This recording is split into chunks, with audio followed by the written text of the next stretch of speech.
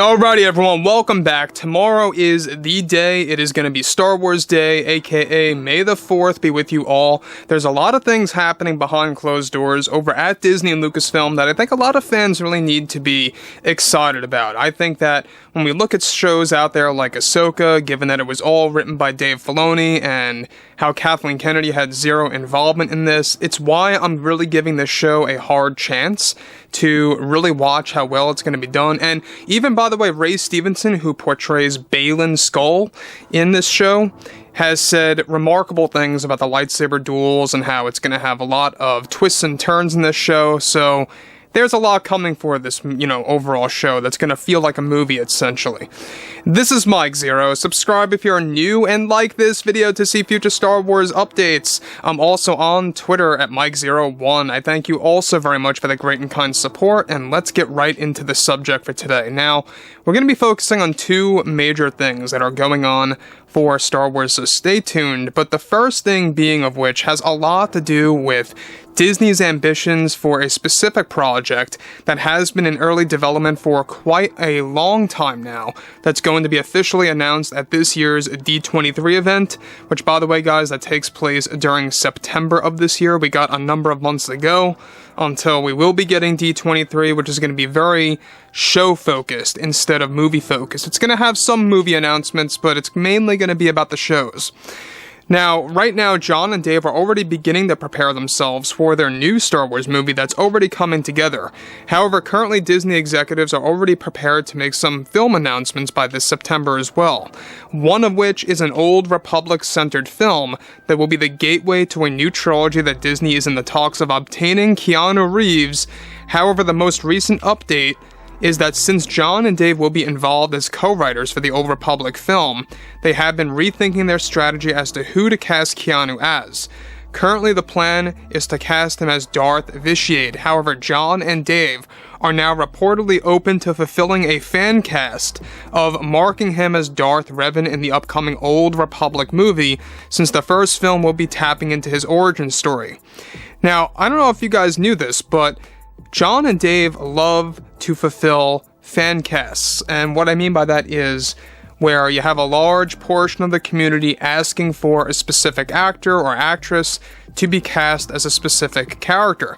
One of the finest examples of this is Rosario Dawson. We obviously had a very big thing going on with the fans, asking Lucasfilm to mark her as Ahsoka Tano. It was a very big movement. A lot of fans were just begging and begging Lucasfilm to make it happen, to the point where even Rosario Dawson went on Good Morning America at one point. I don't know if you guys could find it. She said how all these fans want her to be Ahsoka Tano. Jump ahead to 2019, when they were pre-planning, the later seasons of Mando. At the time, Mando Season 2, they were pre-planning it and brainstorming it. They got the idea to fulfill a fan cast, and that was, of course, of Rosario Dawson. Here, the same exact thing is what applies. John and Dave are looking to do exactly just that with Keanu Reeves. Now, Reeves has been pretty much eyed to portray Darth Vitiate, who was like the Palpatine of the Old Republic era, alright? But now, John and Dave are open to marking him as Darth Revan and fulfilling that role. They're just running things up with Keanu and his agent to see if it works well or not. So, further, this form of John and Dave fulfilling fan casting is nothing new, as they fulfilled the fan casting of Rosario Dawson as Ahsoka, as well as, of course, other characters that will be appearing in this series, and are using that strategy here now for the OR trilogy. Now, Keanu and his agent are said to be open to a casting change as long as the character is well written. Matt Reeves is either direct and become the main writer in his schedule, if his schedule is not tied up.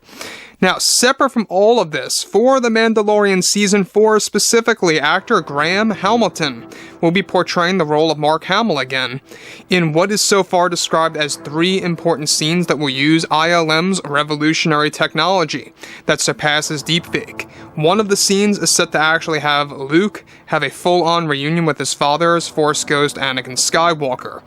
Now, I don't know if you guys knew this as well, but Mando Season 4, it is going to be very heavy on the legacy characters. They want to really make sure that Mando 4 is going to be treated almost like a reset. That's why the ending of Season 3, you have Grogu and Din just hanging out and it closes to the credits. That basically John and Dave commented on that, and that was their idea of kind of just starting things new. And their idea too was having a bigger focus on Din again. And that's why you're going to see a big night and day difference, because Kathleen Kennedy had her hands all over Season 3, Mando 4 she will have no hand in that at all. And so, as you saw at the end, Din was saying that he wants to hunt down Imperial remnants and stuff around those lines, that he's open to doing that on a case-by-case basis. So for Din's story, it's going to be all about that. It's not going to be necessarily about aiding Bo-Katan to saving Mandalore anymore. That story seems to be seemingly closed off now.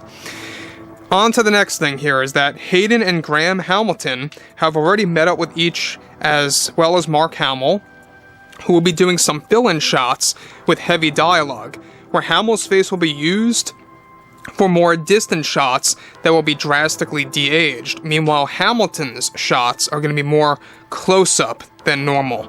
The scene is set to take place inside of Luke's temple, communicating with Anakin Skywalker, that fans saw in the Book of Boba Fett, that very temple.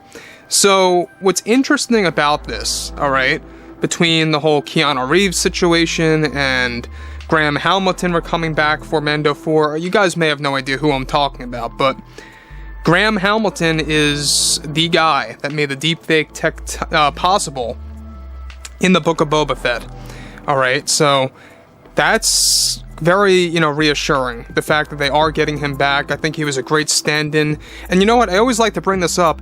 It is quite ironic that they both have similar last names. Mark Hamill, Graham Hamilton. It's just very odd. It's almost like it was meant to be. And when you look at him and his actual photos, he does pull off the look even without the Luke Skywalker makeup. He's got young Hamill's bone structure, facial structure and whatnot. But overall, guys, there's a lot of things happening here between setting up the new Star Wars movies apart from what was announced at Celebration, which were 3 films. The next 3 are going to be Old Republic focused, and they're all going to tie together with each other. The first of which has a lot to do with the Rule of Two and the origin story of Darth Revan and more, and they'll move on from there.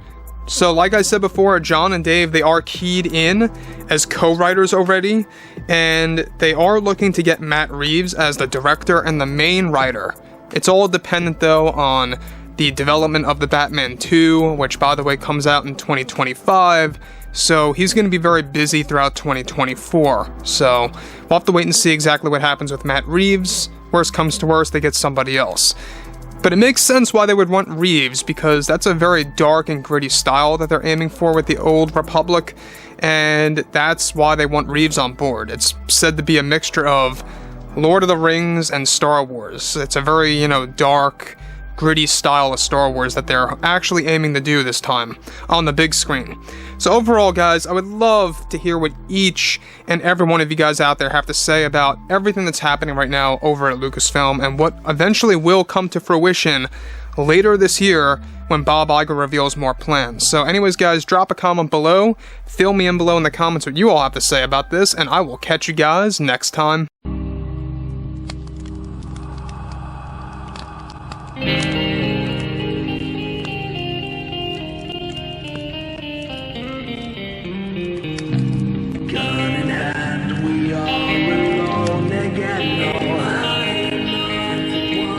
From night to moon.